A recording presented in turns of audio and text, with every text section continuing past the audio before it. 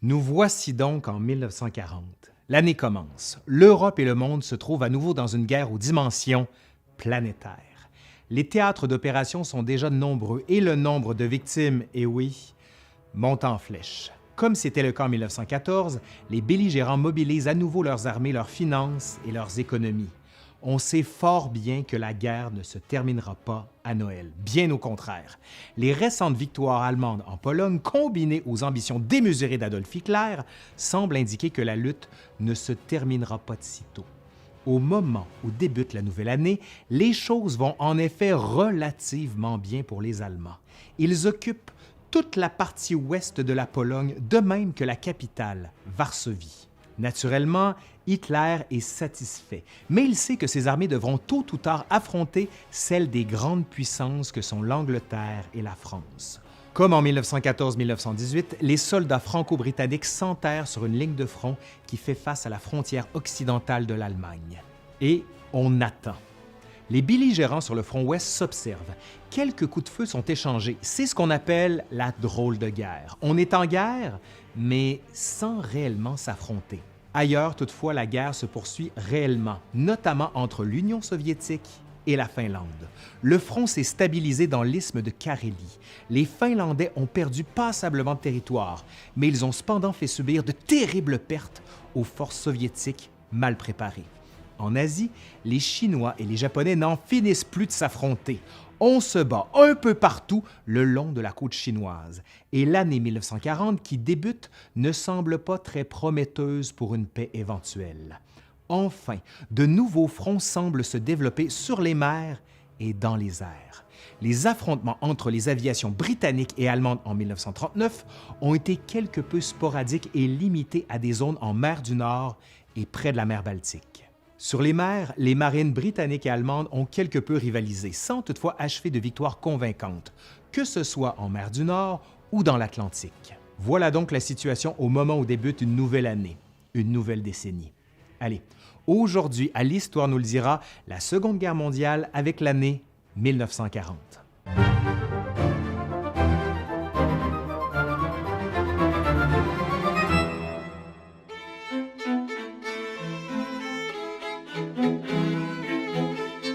Que se passe-t-il au moment où débute l'année 1940? Ce qui retient d'abord l'attention, c'est le conflit qui perdure entre l'URSS et la Finlande. Cette guerre, qu'on appelle la guerre d'hiver, ne connaît pas réellement de répit. Les soldats de Staline prennent une pause au début de l'année, ne serait-ce que pour se remettre de leur cuisante défaite de l'automne précédent, bien que le haut commandement soviétique ordonne une reprise des offensives dès que possible. Et les troupes ont, sans aucun doute, besoin de repos. On cherche à faire oublier l'épouvantable défaite subie durant la bataille de Suomussalmi, dans le nord de la Finlande.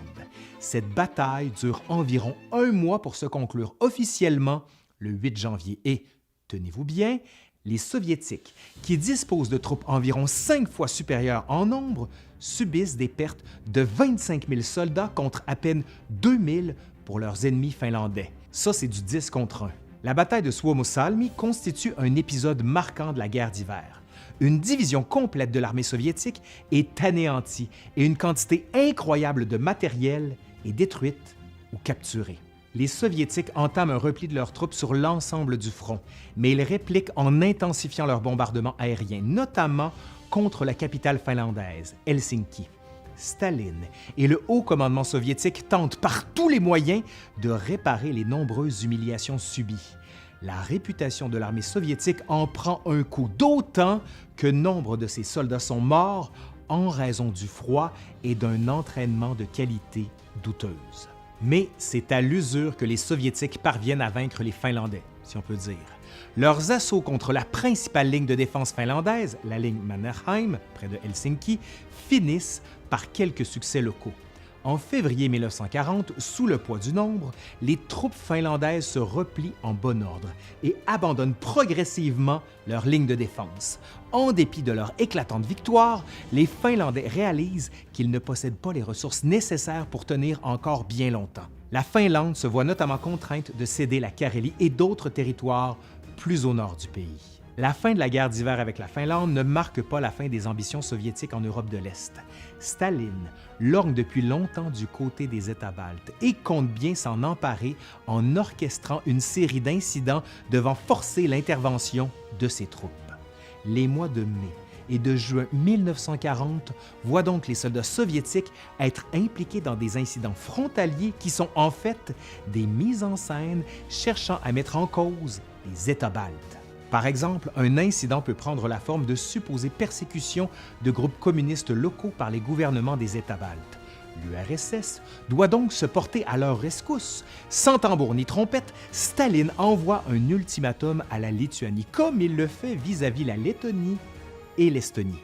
Devant le refus des États baltes de se plier aux exigences soviétiques, ceux-ci sont aussitôt envahis et occupés. Non sans surprise également, Staline a tôt fait d'annoncer l'annexion pure et simple des États baltes à l'Union soviétique. Bref, l'année 1940 en Europe de l'Est n'est pas particulièrement marquée par de grandes offensives, mais l'annexion des pays baltes constitue assurément le coup d'éclat qui retient l'attention internationale, en plus de la guerre avec la Finlande qui vient de se terminer. De leur côté, les Allemands laissent faire, et c'est normal. Rappelons-nous que l'annexion des États baltes par l'URSS constitue une clause importante du pacte Ribbentrop-Molotov, signé à l'été 1939. Par conséquent, les Allemands prennent acte de la situation, mais cela n'empêche pas Hitler de se méfier de cet allié pour le moins inusité qu'est Staline. D'ailleurs, à la fin de l'année 1940, Hitler va ordonner le commencement des préparatifs pour une éventuelle invasion de l'Union soviétique. J'y reviendrai. Voilà donc pour le front de l'Est.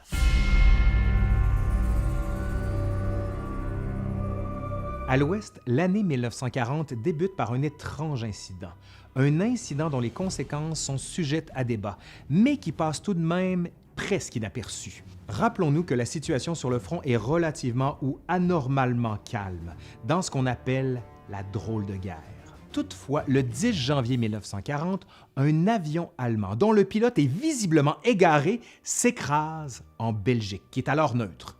L'avion s'écrase non loin de la localité de Mechelen et transporte à son bord les détails de l'opération Fallgelb, le plan jaune. L'incident de Mechelen nous apprend d'abord que les Allemands décident de reporter l'invasion à l'ouest, c'est-à-dire vers la France en raison des mauvaises conditions météorologiques. OK, on est au mois de janvier, je vous l'accorde. Mais plus important encore, on apprend dans ces documents, remis aux Alliés par les autorités belges, que les Allemands ont bel et bien l'intention d'envahir les pays scandinaves. En clair, on comprend de l'incident de Mechelen qu'une guerre à l'ouest est désormais inévitable. Mais une question demeure. Quand frapperont les Allemands? Cette question est centrale, d'autant que les Allemands apportent les dernières touches au plan d'invasion des pays scandinaves.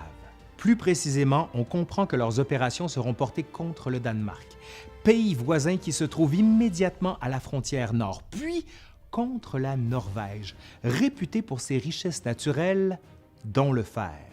De leur côté, les alliés franco-britanniques décident qu'ils interviendront également sur le front scandinave, notamment pour porter secours à la Norvège. Non seulement comptent-ils empêcher les Allemands de mettre la main sur les mines de fer, mais une intervention militaire en Norvège pourrait à terme leur permettre d'offrir une assistance plus directe à la Finlande qui peine à arrêter les assauts soviétiques en ce mois de février 1940.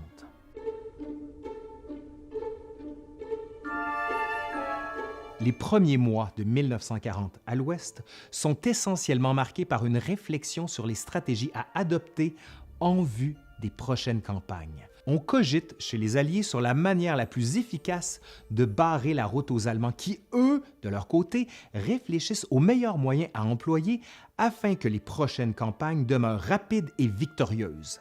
D'ailleurs, l'une des têtes pensantes du haut commandement allemand, le général Erich von Manstein, propose au mois de février un plan audacieux, peut-être trop audacieux même. Il présente à Hitler un plan d'invasion dont l'effort principal à l'ouest devrait se concentrer dans l'épaisse forêt des Ardennes, dans le but de séparer les armées françaises et britanniques, puis foncer rapidement en terrain découvert vers les ports de la Manche.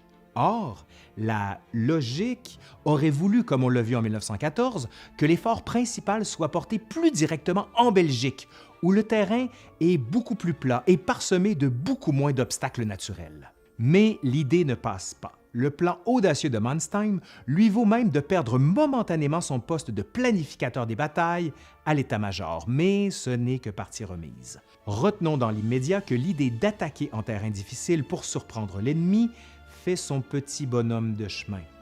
J'y reviendrai.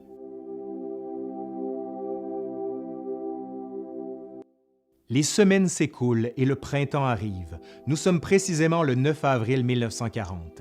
Hitler met à exécution son plan d'envahir les pays scandinaves. Les forces allemandes foncent au Danemark, dont la vaillante armée ne parvient pas à enrayer ni à retarder l'avance ennemie. La campagne du Danemark est probablement la plus courte de la Seconde Guerre mondiale. En quelques heures seulement, le pays au complet est occupé. Le même jour, la Norvège fait également les frais de l'invasion allemande. Les soldats du Troisième Reich font preuve d'audace. Ils attaquent avec tous les moyens disponibles. La Luftwaffe liquide rapidement l'aviation norvégienne et livre une lutte assez corsée contre la Royal Air Force britannique. Sur la mer, la marine britannique force le passage de la mer Baltique et de la mer du Nord afin d'y faire débarquer des troupes. Qui plus est, la Luftwaffe déploie également des milliers de parachutistes, ce qu'on n'avait à peu près jamais vu auparavant. Dès le lendemain, le 10 avril, alors que la Norvège résiste toujours, les Allemands y installent un gouvernement de collaboration. La capitale, Oslo, tombe rapidement, mais la résistance se poursuit, beaucoup plus au nord, où les derniers éléments de l'armée norvégienne, assistés des renforts franco-britanniques, comptent bien tenir le coup. On se bat dans la ville de Trondheim, l'un des principaux lieux de débarquement des soldats britanniques et français. Les Britanniques débarquent également à Narvik et à la mi-avril, si bien que Narvik et Trondheim deviennent les principales places fortes de résistance une fois Oslo tombé. On se bat sur le front Trondheim-Narvik pendant plus de 2 semaines, jusqu'au moment où les Britanniques décident d'abandonner Trondheim, puis de se retirer avec les forces françaises de l'ensemble des derniers ports norvégiens qu'ils tiennent. La campagne de Norvège dure environ 2 mois, du début de l'invasion en avril jusqu'au retrait définitif des troupes alliées durant le mois de mai. Donc, à la mi-mai 1940, on peut dire que les Allemands occupent une partie non négligeable de l'Europe. La Pologne et le Danemark, mais aussi la Norvège, sont sous leur contrôle.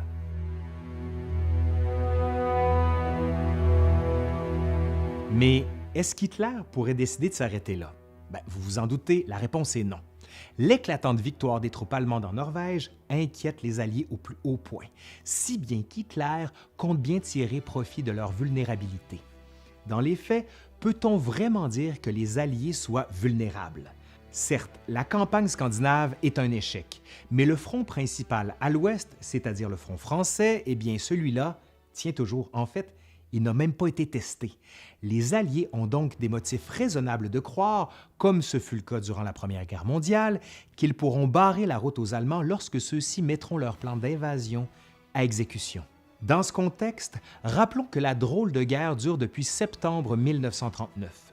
Nous sommes maintenant au début du mois de mai 1940. On s'observe depuis de longs mois d'une ligne de front qui part grosso modo de la frontière suisse jusqu'au Luxembourg. La Belgique et les Pays-Bas, qui figurent inévitablement sur la route d'invasion des Allemands, sont toujours neutres. Et les Alliés croient que les Belges et les Néerlandais ne donneront pas carte blanche aux Allemands. Qui plus est, la France dispose de sa formidable ligne Maginot, une puissante série de fortifications défensives dont la construction remonte aux années 1930 et qui comprend des milliers de soldats encasernés disposant d'un armement redoutable. Il est donc évident que la ligne Maginot est impénétrable. Plus au nord, l'épaisse forêt des Ardennes pourrait, à la limite, voir l'infanterie allemande y passer au travers, mais sans doute pas le matériel lourd comme les chars d'assaut ou encore l'artillerie. En somme, il reste une partie du front à défendre de manière un peu plus tenace, et c'est le front qui se trouve en France, vis-à-vis la Belgique, car la ligne Maginot ne s'y rend pas. Donc, pourquoi se stresser? Les Allemands ne passeront jamais. On a beaucoup appris des leçons de 1914. Paris et les Français peuvent dormir tranquilles. Le monde peut dormir tranquille, pense-t-on. L'armée française est réputée comme la meilleure du monde en 1940. En plus, elle est appuyée par un fort contingent de soldats britanniques et elle peut aussi compter sur une éventuelle collaboration des troupes belges et néerlandaises. Alors, pourquoi s'énerver? Malheureusement pour les Alliés, la drôle de guerre qui débute le 3 septembre 1939 s'achève brutalement le 10 mai 1940. Hitler donne le feu vert à l'invasion du front ouest et c'est du costaud. Simultanément, les armées allemandes foncent aux Pays-Bas, en Belgique, au Luxembourg et bien sûr en France. Les Allemands y mettent le paquet. Ils disposent d'environ 140 divisions d'infanterie, ce qui représente environ 3 millions de fantassins. Ceux-ci sont appuyés par plus de 7000 canons, près de 2500 chars d'assaut, les fameux Panzer, et une force aérienne qui rassemble près de 6000 avions de tout type. À cet impressionnant contingent, il faut également souligner la présence d'une vingtaine de divisions d'infanterie italiennes massées vis-à-vis la frontière sud de la France. Mais celle-ci ne bouge pas, car l'Italie de Mussolini reste, pour l'instant, à l'égard de la guerre à l'ouest. En face, chez les Alliés, leurs effectifs sont aussi impressionnants. En revanche, il existe un problème d'unité de commandement étant donné que différentes nations tentent de coordonner la défensive du front. Toujours est-il que les Alliés parviennent à rassembler des effectifs comparables en fantassins, soit environ 135 divisions d'infanterie, elles-mêmes appuyées par environ 14 000 canons et au moins 3 500 chars, dont plusieurs rivalisent avec les meilleurs panzers allemands, et 3 000 avions de toutes sortes.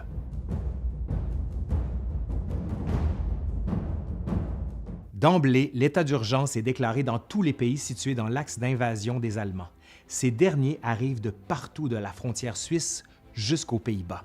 Ils arrivent même par la voie du ciel, où des milliers de parachutistes sont largués en Hollande et en Belgique. Les parachutistes allemands se distinguent rapidement en Belgique par la capture de la puissante forteresse d'Eben-Hamel le 10 mai.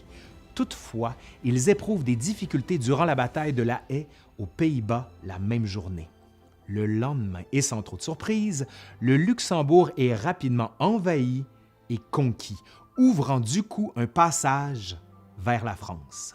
Malgré leur infériorité numérique et technologique, les armées belges et néerlandaises offrent une résistance parfois forte et qui parvient en certains endroits à casser le rythme de progression des Allemands. Par exemple, l'armée belge détruit tout ce qu'elle peut pour ralentir l'ennemi: routes, ponts, viaducs, chemins de fer. Il ne faut rien laisser pour faciliter la progression allemande. L'armée belge, qui dispose de l'expérience vécue en 1914, résiste du mieux qu'elle peut et tente de se replier vers l'ouest, dans l'espoir que tôt ou tard on puisse établir une ligne de front dans le nord de la France. De son côté, l'armée néerlandaise résiste avec l'énergie du désespoir, même si la situation se détériore rapidement. La résistance est particulièrement forte à Rotterdam, une ville que la Luftwaffe bombarde sans relâche, n'hésitant pas à pilonner les civils. On peut même dire que le bombardement de Rotterdam, avec celui de Varsovie l'automne précédent, constitue l'un des premiers véritables bombardements stratégiques de la guerre. Il crée une onde de choc dans l'opinion publique internationale, étant donné que les civils sont clairement pris pour cible. Toutefois, la résistance néerlandaise fléchit. Après 5 jours de combat, soit le 15 mai, la majeure partie du pays capitule. Les Allemands ont réglé ce dossier. Ils occupent le Luxembourg et ils avancent rapidement en Belgique. Et il n'y a pas qu'aux Pays-Bas et en Belgique où la situation se détériore. En fait, le haut commandement allié avait prévu en quelque sorte que les armées belges et néerlandaises offriraient, en tout respect, une résistance pour le moins symbolique. La Belgique et les Pays-Bas ne sont pas des puissances militaires. Ces pays auraient même voulu rester neutres dans le conflit. Il est évident que le véritable test pour les Alliés, comme pour les Allemands, sera celui de la bataille à livrer prochainement en France. Au moment où la Belgique et les Pays-Bas mettent un genou à terre dès le 13 mai, soit 3 jours après le début de l'invasion, un général allemand nommé Heinz Guderian parvient avec ses panzers à littéralement percer la soi-disant impénétrable forêt des Ardennes. Et là, c'est la panique. Comment les Allemands peuvent-ils percer avec leurs chars leur forêt si épaisse? Eh bien, les tanks avancent, tout simplement. Il y a un obstacle? Bien, par exemple un arbre, là, OK, on va rouler par-dessus, let's go. Une rivière, on roule dedans pour la traverser, ou soit on obtient l'aide d'ingénieurs militaires qui construisent rapidement des ponts tout en étant protégés en haut, dans les airs, par la Luftwaffe. En d'autres termes, on passe et on passe fort. La percée des Ardennes à la hauteur de la municipalité française de Sedan crée une onde de choc tant chez les Alliés que parmi les Allemands eux-mêmes. 2 jours plus tard, le 15 mai, les Allemands traversent la Meuse, un important fleuve qui longe les Pays-Bas, la Belgique et la France. La percée de la Meuse, à une date aussi précoce, inquiète les généraux alliés au plus haut point, puisque ce fleuve fait partie du dispositif défensif censé protéger la France. La percée de la Meuse permet alors aux Allemands de poursuivre leur avancée en Belgique. La ville d'Anvers et la capitale Bruxelles tombent respectivement les 17 et 18 mai, soit une semaine après le début de la campagne. Les Alliés tentent, tant bien que mal, d'arrêter les Allemands en Belgique avec leur meilleure division d'infanterie, comme ils tentent même de porter secours aux Néerlandais. Mais sans succès. Désormais, il faut se concentrer sur l'essentiel, protéger la France.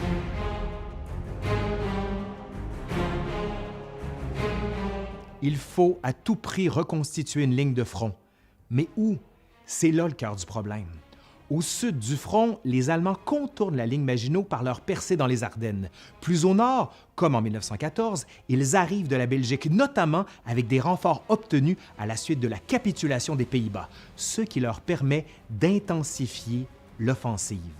L'idéal pour les Alliés serait de reconstituer une ligne de front calquée sur les positions du temps de la guerre de 1914-1918, c'est-à-dire un front qui partirait des ports français de la Manche vers la frontière suisse, tout en protégeant bien sûr la capitale française, Paris.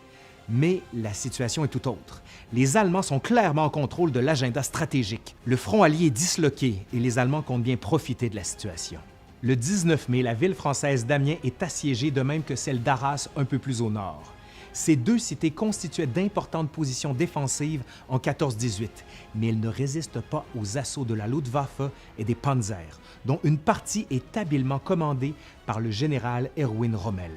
Les Alliés sont tellement débordés que les Allemands parviennent à atteindre la côte de la Manche les 19 et 20 mai. De leur côté, les panzers du général Guderian atteignent même la ville d'Abbeville, vers la Normandie. Là, c'est critique. On s'entend que ça va vraiment pas bien, hein? Oui, ça c'est évident. Mais que faire maintenant? Le front allié est littéralement coupé en 2. Les forces alliées qui se retrouvent au nord de ce front disloqué entament alors un repli vers les côtes de la Manche, plus précisément vers la cité de Dunkerque. Rapidement, Dunkerque devient une souricière. Environ 300 000 soldats britanniques, français et belges s'y trouvent, que ce soit dans la cité même ou sur les plages environnantes. Curieusement peut-être, Hitler ordonne alors à ses troupes de faire halte. Il demande à sa Luftwaffe de bombarder sans relâche Dunkerque et les plages le 25 mai, mais ordonne à l'infanterie et aux chars de camper sur leur position. Mais pourquoi? Cette décision prête flanc au débat, c'est le moins qu'on puisse dire. Certains prétendent qu'Hitler cherche à ménager les restants du contingent britannique dans l'espoir de négocier la paix avec l'Angleterre. Une paix qui serait naturellement favorable aux Allemands. Mais peu importe, une bonne partie du haut commandement allié est persuadée que la bataille de France est perdue. Les soldats français pris au piège dans Dunkerque résistent du mieux qu'ils le peuvent. Leur résistance est vitale et mérite d'être soulignée car elle permet de gagner du temps qui doit être investi à permettre l'évacuation de centaines de milliers de soldats alliés coincés sur les plages.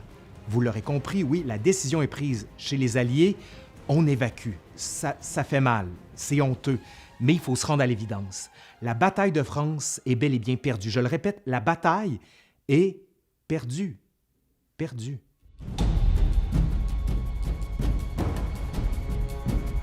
Et pendant que les Alliés réalisent que la situation est sans issue de leur côté, les Allemands poursuivent leurs avancées. D'importants ports comme Boulogne-sur-Mer et Calais tombent respectivement les 25 et 26 mai 1940.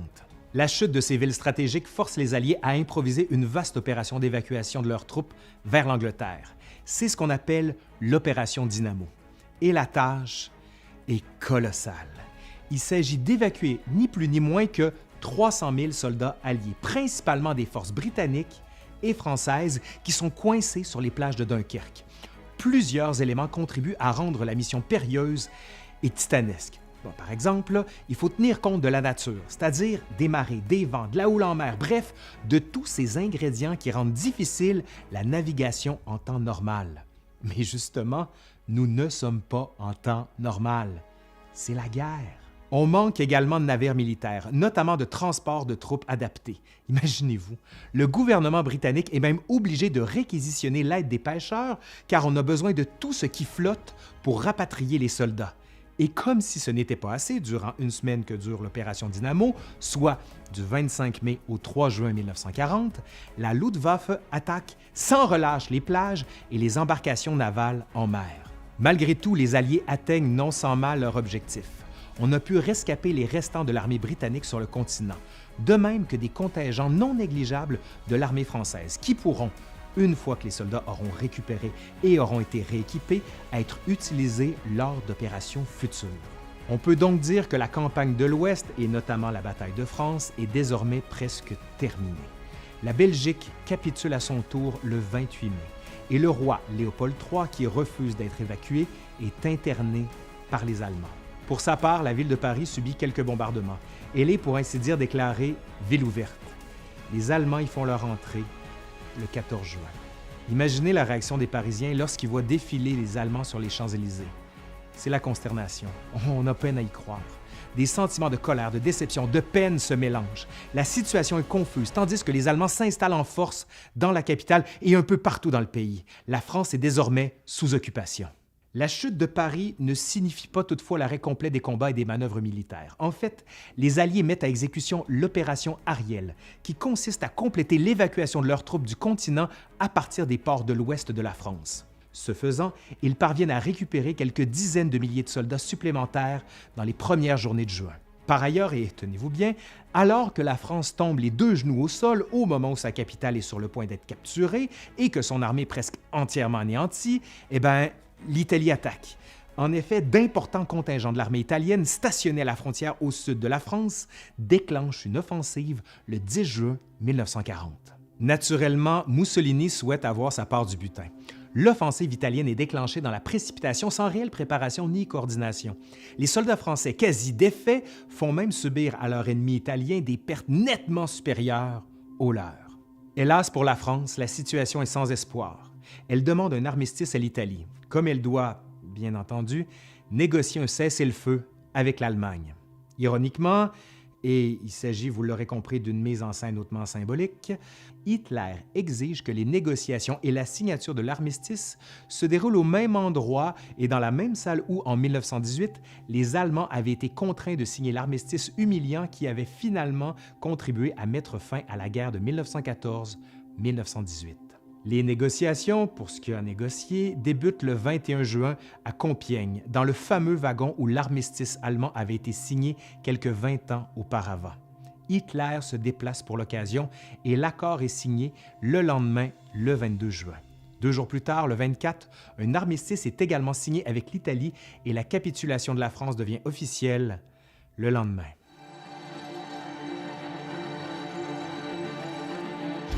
La fin de la bataille de la France ne marque pas la fin de la guerre. C'est une évidence, me direz-vous, mais il n'y a pas vraiment de pause dans les opérations, tant du côté des Alliés que du côté des forces de l'Axe. Par exemple, au moment où débute la campagne à l'Ouest, le 10 mai dernier, le gouvernement britannique juge bon d'occuper militairement l'Islande, ne serait-ce que pour empêcher les Allemands d'utiliser cette île comme base de départ de leur opération navale dans l'Atlantique. Mais sitôt la France vaincue, Hitler lorgne du côté de l'Angleterre. Le 1er juillet 1940, il ordonne des préparatifs en vue de l'opération Lion de mer, qui consiste en l'invasion terrestre de l'Angleterre et ultérieurement de toutes les îles britanniques. Le chef de l'Allemagne n'hésite pas à s'ingérer dans les travaux de son état-major, si bien que l'on demande quelles sont ses réelles intentions vis-à-vis de l'Angleterre. Par exemple, garde-t-il espoir de négocier la paix avec Churchill?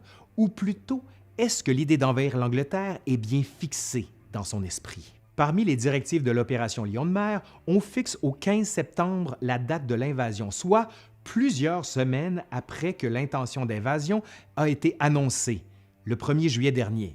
D'accord, vous allez me dire qu'il est normal que la préparation d'une telle offensive demande du temps, je veux bien, mais il faut également tenir compte de la météo et de la saison de l'année. Rendu au mois de septembre, l'été paraît déjà bien loin. La météo va-t-elle coopérer? Il y a aussi un autre facteur, non négligeable à prendre en considération. Se pourrait-il, admettons, que les Britanniques qui défendent leur sol national décident de résister aux envahisseurs, mettons, jusqu'au dernier homme? Je pense que oui. Ça se pourrait. En clair, la résistance des Britanniques sera forte, sinon désespérée. Ils se battront avec tous les moyens du bord. Déjà, sur les mers et dans les airs, les Britanniques font preuve de résistance. Il devient évident que des forces terrestres allemandes ne traverseront pas la Manche, comme par exemple des croisiéristes. Les forces franco-britanniques, évacuées en catastrophe vers l'Angleterre, sont certes en piteux état, je vous l'accorde, mais elles bénéficient tout de même de l'expérience des combats des semaines précédentes. Ça, les généraux allemands s'en rendent compte et tentent de convaincre Hitler de reporter la date d'invasion. Pour sa part, c'était prévisible, la météo fait des siennes. L'invasion est sans doute compromise. Hitler déclare le 17 août un blocus des îles britanniques, mais pas d'invasion à court terme. On comprend donc que l'opération Lion de mer est constamment reportée. Des villes côtières britanniques comme celle de Douvres subissent néanmoins des tirs sporadiques des canons allemands situés de l'autre côté de la Manche, mais aucune troupe au sol ne s'apprête à conquérir l'Angleterre. Et comme c'était à prévoir, Hitler suspend finalement tout projet d'invasion de l'Angleterre. Cette décision est prise en septembre 1940, mais l'Angleterre reste sur ses gardes. On ne sait jamais, car tant et aussi longtemps que les Allemands occupent la France, le danger d'invasion des îles britanniques persiste. Voilà donc où nous en sommes sur le front ouest en cette année de 1940. L'histoire ne s'arrête pas là. Mais j'ouvre une parenthèse, ne serait-ce que pour voir un instant ce qui se passe ailleurs dans le monde.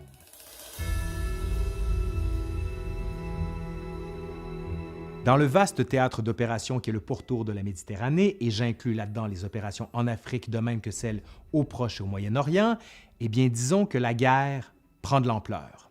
Par exemple, ce qui retient d'abord l'attention est le début du très long siège de Malte, cette petite île située en plein cœur de la Méditerranée qui est contrôlée par les Britanniques, qui est stratégique. Malte constitue une excellente base pour mener des opérations de combat et de ravitaillement sur le vaste front de la Méditerranée, si bien que celui qui l'occupe détient un net avantage sur son adversaire. Les forces de l'Axe, notamment composées de nombreuses unités aéronavales italiennes, commencent le siège de l'île le 11 juin 1940. Ce siège, imaginez-vous, durera plus de 2 ans pour ne s'achever qu'en novembre 1942.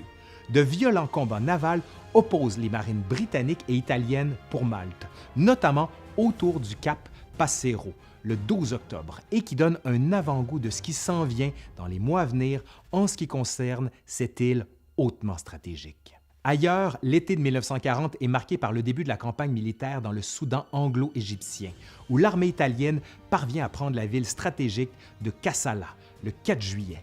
Fort de ces victoires, les Italiens en remettent et avancent vers la Somalie britannique le 4 août. Les Britanniques tentent, tant bien que mal, de résister, sinon de retarder l'offensive italienne, mais ils sont contraints de se replier pour éviter un encerclement.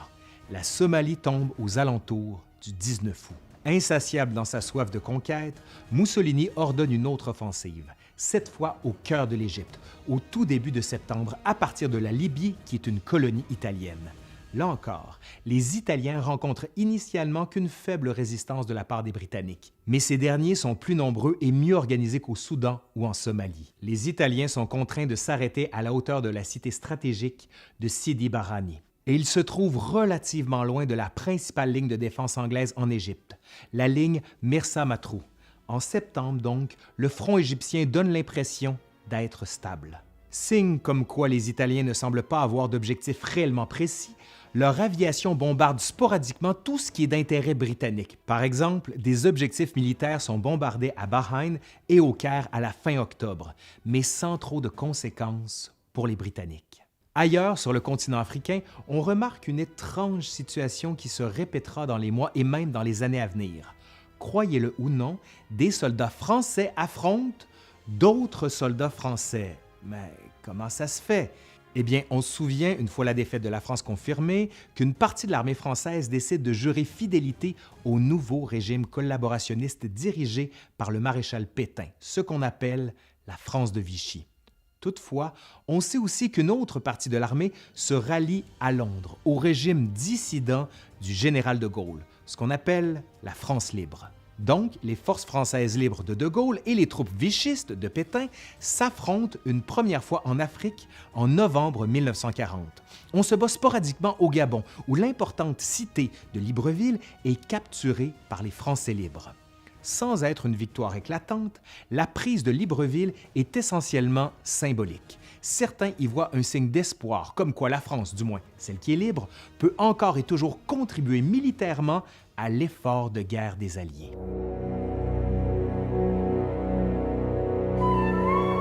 Pour sa part, la région des Balkans devient à son tour un théâtre d'opération. Mussolini prend la décision hautement contestée chez Hitler d'envahir la Grèce le 15 octobre. Mais pourquoi? Dans quel but? Par jalousie envers Hitler et ses récentes conquêtes? Notez qu'entre le 15 et le 25 octobre 1940, date où les premières troupes italiennes posent le pied en Grèce, il y a un délai de 2 semaines où le dictateur italien aurait pu revenir sur sa décision. Mais il ne le fait pas. Ses forces avancent lentement mais sûrement en Grèce. Toutefois, ça se gâte rapidement pour les Italiens. Bien entendu, la population grecque est inquiète. La Grèce n'est pas une puissance militaire et plusieurs grandes villes du pays sont bombardées, dont l'important port de Salonique le 2 novembre. Toutefois, l'armée grecque remporte une importante, sinon une éclatante victoire à la bataille d'Elaïa Kalamas dans la première semaine de novembre 1940. En fait, l'armée italienne est carrément humiliée et se voit contrainte de prendre une pause en se repliant en Albanie, sa base de départ. Comme si ce n'était pas assez, l'armée grecque en remet. Non seulement parvient-elle à libérer le territoire national, mais elle donne à nouveau une leçon à sa rivale italienne en la repoussant beaucoup plus loin à l'intérieur de l'Albanie en décembre 1940.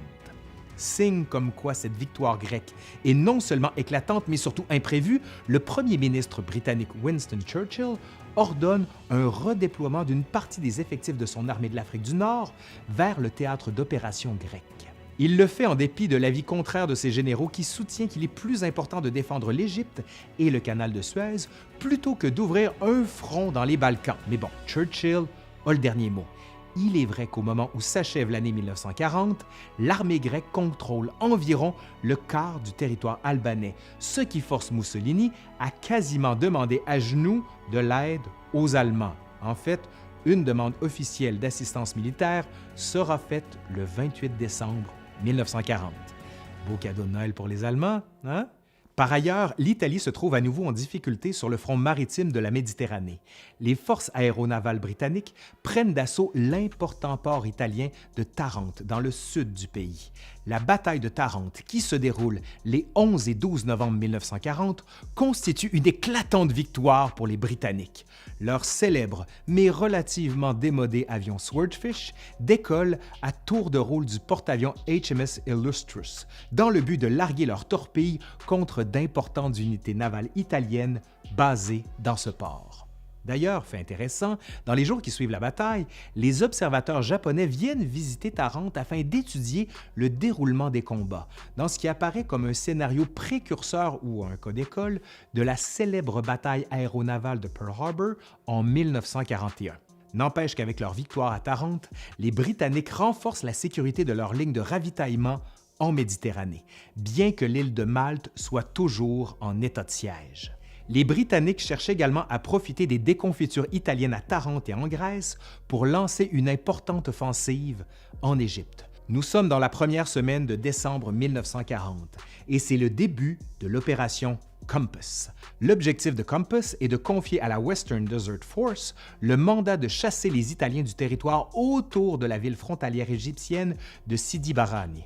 Et c'est un succès éclatant pour les Britanniques, ou encore un désastre pour les Italiens. L'opération Compass entraîne la déroute de l'armée italienne qui perd au moins 40 000 soldats capturés ou disparus. L'Égypte se trouve, pour ainsi dire, libérée de la présence des forces de l'Axe. Les Britanniques avancent rapidement en Libye et capturent l'importante forteresse italienne de Capuzzo à la mi-décembre.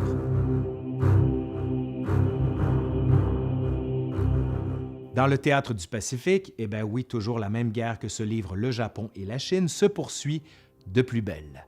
Fin mars 1940, le Japon installe un gouvernement fantoche à Nankin sur les lieux mêmes du tristement célèbre massacre de 1937. Et on se bat à peu près partout le long des côtes est de la Chine. La bataille fait rage en Shaanxi en janvier, puis à Chongqing, sur le fleuve Yangtze, à la fin mai. Dans le nord de la Chine, les Chinois lancent l'offensive dite des 100 régiments, notamment dans le but de venger Nankin et de permettre aux forces communistes chinoises de tester leurs troupes à la guerre conventionnelle à grande échelle. En septembre, les Japonais profitent de la déconfiture de la France en Europe pour occuper sa colonie d'Indochine. Parallèlement, les Japonais continuent d'affronter à la fois des Chinois nationalistes et des Chinois communistes, qui eux-mêmes se font la guerre. Bref, ça va pas bien en Chine.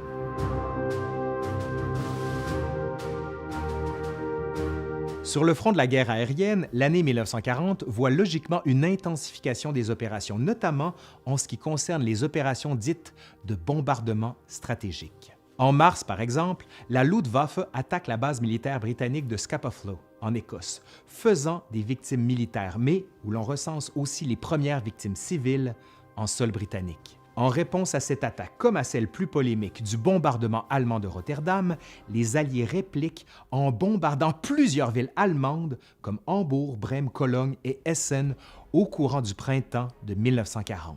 Et tandis que les combats au sol font rage en France et dans la poche de Dunkerque à la fin mai et au début juin, une intense bataille aérienne est livrée dans la Manche, où les avions alliés tentent désespérément d'empêcher la Luftwaffe d'infliger davantage de dégâts aux soldats franco-britanniques qui tentent d'évacuer la plage. Mais la bataille aérienne qui marque définitivement les esprits et qui demeure emblématique de nos jours est celle de la bataille d'Angleterre, qui se déroule dans la seconde moitié de 1940. La campagne aérienne que mène la Luftwaffe contre l'Angleterre débute officiellement le 10 juillet par des raids contre des convois maritimes britanniques dans la Manche. Les Allemands cherchent également, vous l'aurez compris, à débarrasser le ciel anglais d'avions ennemis afin de permettre une éventuelle offensive terrestre. Et là, ça va cogner dur, mais très dur. Dans les jours qui suivent, le ciel des îles britanniques se couvre de milliers d'appareils de la Luftwaffe qui sillonnent non seulement l'Angleterre, mais aussi le Pays de Galles, l'Écosse et même le nord de l'Irlande. Déjà affaiblie par des pertes importantes durant la campagne de France qui vient de s'achever, la Royal Air Force lutte en sous-nombre, mais avec l'énergie du désespoir. Durant tout l'été et particulièrement en août et en septembre, la RAF subit bien des pertes, certes, mais en fait subir aussi aux Allemands. Son problème d'effectifs est progressivement compensé par une hausse importante de la production d'avions, notamment d'appareils de chasse, tels le fameux Supermarine Spitfire et Hawker Hurricane, qui s'avèrent d'excellents rivaux aux avions allemands Messerschmitt 109 et Messerschmitt 110. Et à mesure qu'avance la bataille d'Angleterre dans le temps, les Britanniques se rendent compte qu'ils peuvent compter sur d'autres facteurs que le nombre de leurs avions et la bravoure de leurs pilotes. Par exemple, le fait de combattre souvent au-dessus du territoire national donne une chance aux pilotes abattus de sauter en parachute en sachant qu'ils tombent en terrain ami. Aussi, les chasseurs allemands qui décollent de leur base sur le continent disposent d'un faible rayon d'action qui, souvent, leur donne à peine de 15 à 20 minutes d'autonomie pour combattre au-dessus de l'Angleterre. À partir de la mi-août 1940, les Britanniques peuvent ajouter à leur attirail défensif une autre composante qui devient déterminante dans l'issue de la victoire, soit le radar. Le radar permet aux équipes de soutien au sol de repérer longtemps à l'avance le nombre et la direction des vagues d'assaut aériennes ennemies. La conséquence de tout cela est que les bombardiers allemands, qui sont chargés de pulvériser les villes et les installations militaires britanniques, sont de plus en plus laissés à eux-mêmes, car ils manquent de soutien de la part de leurs chasseurs et les radars permettent de mieux les combattre. Les radars sont littéralement les yeux de la RAF. Comme je l'ai dit, la bataille d'Angleterre marque les esprits de l'époque. D'ailleurs, le premier ministre Churchill le réalise pleinement lorsqu'il prononce, à la Chambre des communes, sa fameuse phrase « Never was so much owned by so many to so few ». Jamais tant de gens n'ont dû autant à si peu. Et la bataille continue. La Luftwaffe pillonne quotidiennement les villes britanniques, notamment la capitale de Londres, en septembre et durant tout le mois d'octobre. C'est la période dite du Blitz de Londres, où la capitale britannique connaît peu de répit. Et les pilotes de chasse de la RAF décollent et abattent des avions allemands, se font abattre à leur tour, redécollent pour faire le plein en essence et en munitions, pour changer d'avion. C'est un rythme infernal. À elle seule, la ville de Liverpool se fait bombarder au moins 200 fois. Les civils deviennent à leur tour des victimes au même titre que les militaires. Les 14 et 15 novembre, la ville de Coventry et sa cathédrale subissent l'un des plus violents bombardements jusqu'alors, faisant environ 2000 victimes. Et parlant de cathédrale, celle de Londres subit aussi un bombardement le 29 décembre. Et les Britanniques répliquent du mieux qu'ils le peuvent. Les dernières semaines de 1940 marquent une période dite d'échange de bombardements. Ça veut dire tout simplement, tu me bombardes, ben je te bombarde en retour. La RAF pillonne par exemple les villes allemandes de Düsseldorf et de Mannheim en décembre, et même la ville de Turin qui subit un sort semblable le même mois. Œil pour œil, dent pour dent, comme on dit.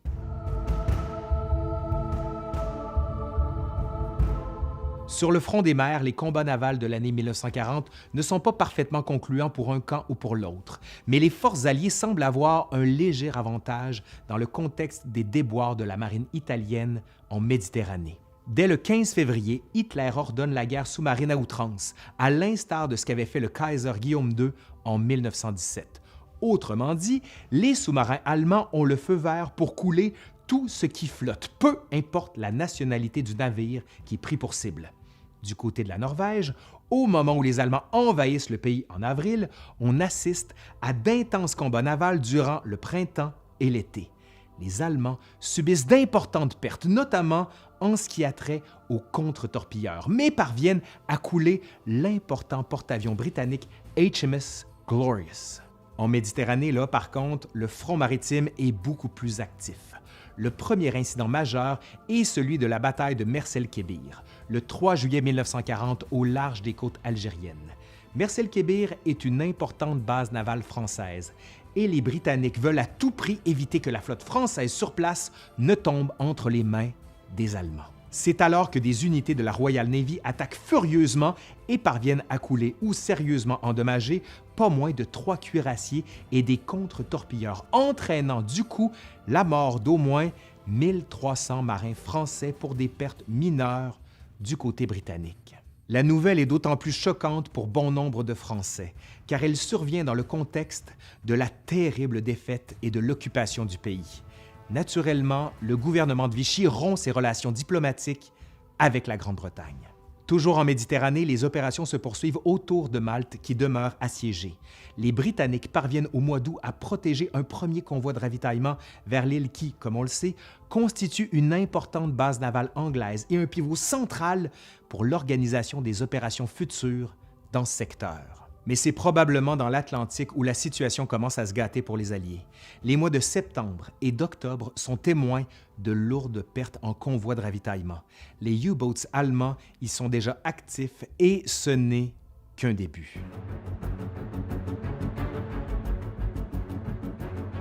Ce survol de l'année 1940 ne serait pas complet sans que j'évoque quelque peu ce qui se passe sur les différents fronts intérieurs, de même que sur le front de la diplomatie. Le 24 janvier, en Allemagne, Hermann Göring confie au SS Reinhard Heydrich le mandat de concevoir ou préparer progressivement une réponse, c'est-à-dire une solution à ce qu'on appelle alors la question juive, le tout en prévision de la terrible solution finale que préparent les nazis envers les Juifs. J'y reviendrai bien sûr. En avril et en mai, les services secrets soviétiques du NKVD, sous approbation de Staline, massacrent environ 22 000 officiers et membres de l'intelligentsia polonais, notamment dans la forêt de Katyn et ailleurs. En Angleterre, on sait que Winston Churchill accède au poste de premier ministre après la démission de son rival Neville Chamberlain, le 10 mai 1940, le jour même de l'invasion allemande à l'Ouest. Il forme un gouvernement de coalition en temps de guerre et quelques jours plus tard, il prononce un célèbre discours dans lequel il ne peut que promettre aux Britanniques du sang et des larmes. Eh oui. L'organisation militaire se prépare en Angleterre. Le rationnement des matières premières et des biens de consommation de base est une réalité. Churchill demande également l'aide militaire du Canada et des États-Unis. Car oui, il est désormais évident que la guerre sera longue. D'ailleurs, dans les pays occupés par les forces de l'Axe, les gouvernements fantoches de collaboration se mettent en place. C'est notamment le cas en France avec le régime de Vichy du maréchal Pétain, de même qu'en Norvège, sous la gouverne du nazi Vidkun Quisling. Cela n'augure rien de bon pour les populations occupées, notamment pour les Juifs. Par exemple, en Pologne, les Juifs de Varsovie sont transférés dans un ghetto, dans un quartier isolé de la capitale. Le ghetto de Varsovie est définitivement bouclé et coupé du reste de la ville à la mi-novembre. Aux États-Unis, le président Franklin Roosevelt est réélu pour un troisième mandat le 5 novembre. Bien qu'il promette de ne pas déployer de soldats américains à l'étranger, son élection donne espoir aux Britanniques de recevoir davantage d'aide militaire de la part du géant américain. En effet, sur le front diplomatique, l'année 1940 ne donne pas sa place. Dès février, l'Allemagne et l'URSS signent un nouveau traité dans lequel Berlin peut compter sur Moscou pour l'approvisionnement en matières premières, notamment le grain. Le mois suivant, Hitler et Mussolini se rencontrent en Autriche. Ils conviennent que l'Italie entrera en guerre aux côtés de l'Allemagne au moment jugé opportun. Le même mois, et un peu dans cette même logique, la France et l'Angleterre s'entendent pour ne pas signer d'accord de paix séparés avec l'Allemagne. Bref, les alliances se solidifient. Les mois d'avril, mai et juin 1940 voient aussi le départ et la formation en exil de divers gouvernements des pays occupés. Des gouvernements qui, pour la plupart, s'installent à Londres pour la durée des hostilités. L'idée étant que même si on est sous occupation ennemie, il faut néanmoins poursuivre la guerre avec toutes les ressources disponibles. C'est un peu dans cet esprit que le général Charles de Gaulle, dans le contexte de la récente occupation de la France, lance son célèbre appel du 18 juin, où il demande que la résistance se poursuive.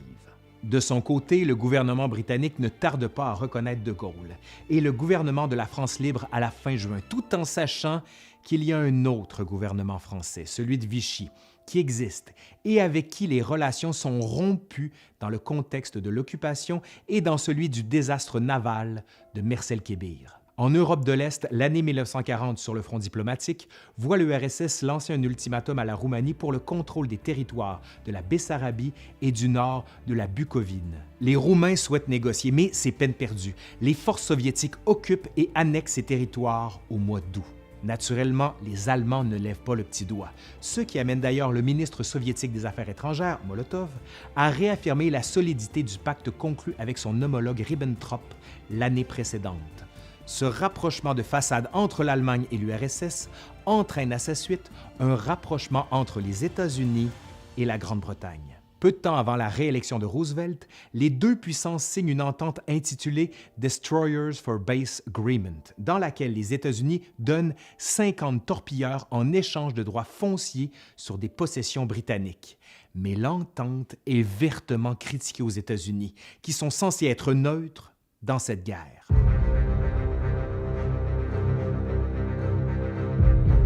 Fin septembre, début octobre, tandis que les victoires s'accumulent pour l'Axe en Europe, ces pays membres signent le pacte tripartite, où on se promet une aide mutuelle. L'alliance se concrétise pour l'Allemagne et ses alliés. Le 23 octobre, Hitler rencontre également le dictateur espagnol Franco à Hendaye, en France, dans l'espoir de convaincre l'Espagne de participer à la guerre aux côtés de l'Axe. Dans les faits, l'Espagne, qui sort exsangue et ruinée de sa terrible guerre civile, demeure neutre durant la Seconde Guerre mondiale. Le lendemain, à Montoire, Hitler a un entretien avec le maréchal Pétain. Cette rencontre marque en quelque sorte le début officiel de la collaboration de la France, du moins celle de Vichy, avec l'Allemagne nazie. Le 12 novembre, à Berlin, Molotov rencontre Hitler et Ribbentrop. On y discute du redécoupage des zones d'influence nazie et soviétique dans le monde. Les Soviétiques affirment vouloir contrôler ou influencer la Finlande, la Bulgarie, la Roumanie et le détroit du Bosphore, malgré la neutralité de la Turquie. Sans vouloir tout concéder aux Soviétiques en échange de leur neutralité, Hitler demeure un peu plus vague, mais il évoque un monde qui serait effectivement divisé en zones d'influence pour l'Allemagne, l'URSS, l'Italie et le Japon. Mais les Soviétiques sont gourmands. Le lendemain, 13 novembre, l'URSS demande la liquidation complète et finale de la Finlande. Hitler refuse et résiste à toute tentative soviétique de s'étendre davantage en Europe. L'URSS est néanmoins invitée à rejoindre le pacte tripartite, mais elle hésite, puisque ses ambitions territoriales risquent d'être tôt ou tard contrecarrées par celles de l'Allemagne. Toutefois, des pays satellites rejoignent le pacte, notamment la Hongrie, la Roumanie et la Slovaquie. Ces États sont désormais membres des forces de l'Axe. Comme vous le voyez, cette Seconde Guerre mondiale ne fait que débuter. Ouais. Les Alliés peuvent-ils encore espérer remporter la victoire? Ou vaut-il mieux faire des concessions et négocier la paix avec l'Axe? Allez, c'est tout pour aujourd'hui. On se revoit en 1941. Si vous aimez ce que vous voyez, dites-le. Faites un pouce par en l'air comme ça. Faites un like, un commentaire, partagez. Allez voir les sites Instagram, Facebook, Twitter, mais surtout le Patreon pour nous aider. Et avant de finir, bien sûr, merci à Carl Pépin qui fait toujours un travail de fou avec moi sur cette série-là. Allez, je suis Laurent Turcot de l'Histoire nous le dira et je vous dis à la prochaine. Allez, bye!